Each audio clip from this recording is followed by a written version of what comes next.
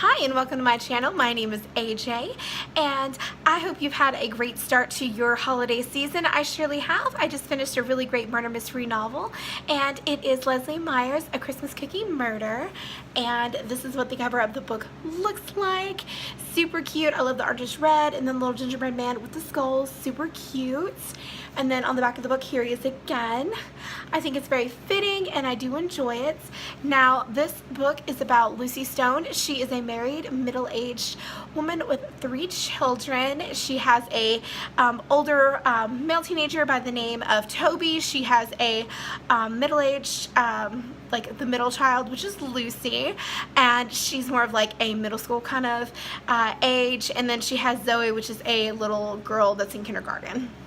And Lucy does for a living. She is a part-time newspaper journalist for the local newspaper, which is called the Penny Saver, and she has a knack of running into murder scenes and having to be involved. So in this particular case, it doesn't start out with it. What happens is that she and her friend Sue are actually at lunch. They're having kind of like a Black Friday like luncheon from shopping and everything, and they're discussing how they might not do the yearly cookie exchange, which is where all the ladies in the community come to like a little party and exchange like half a dozen cookies.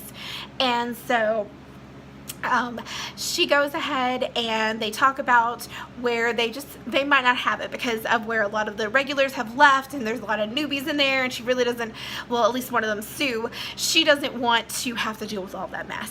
So they kind of shelve the idea until they go back out into shopping and run into a little shop run by one of their friends named Marge, and she convinces them that they should definitely do the exchange. So Lucy goes ahead and is nominated by Sue to host the party this year instead of Sue herself, because Sue generally is the one who hosts it.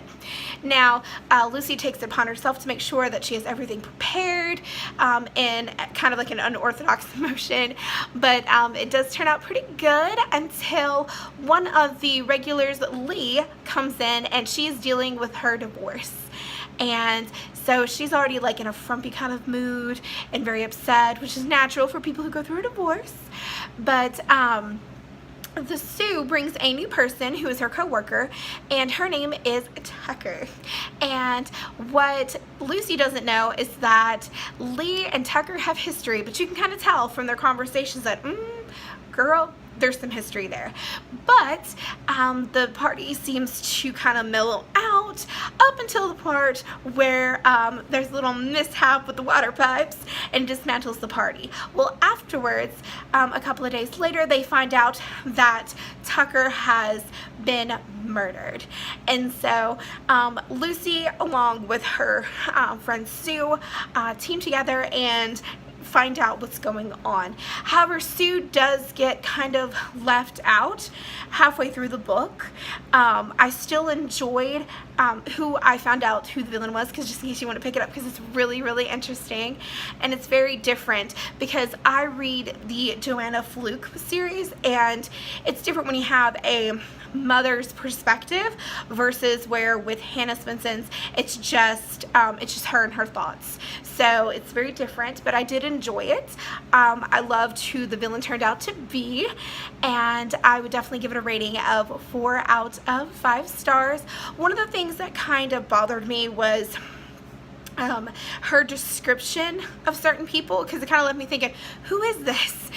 Going back into the book, and that's what knocked it down a notch. But, and also, I would have to say, it has to really do with some of her thoughts as to her children and raising, because it does focus a little bit on her children and her family life, because obviously she's married with children. And I was thinking, oh my gosh, is this like a regular thought or something? But then I realized that her book was set in 1999, and just like her, like in real life, it was 1999, and that's what she based her book on, the years. And so she was 45 in 99, which if you take that by half, at least put her in her 20s, she was raised in the 50s, 60s, so some of her thought processes do make sense in the book from there. But I did enjoy it. I definitely do recommend it.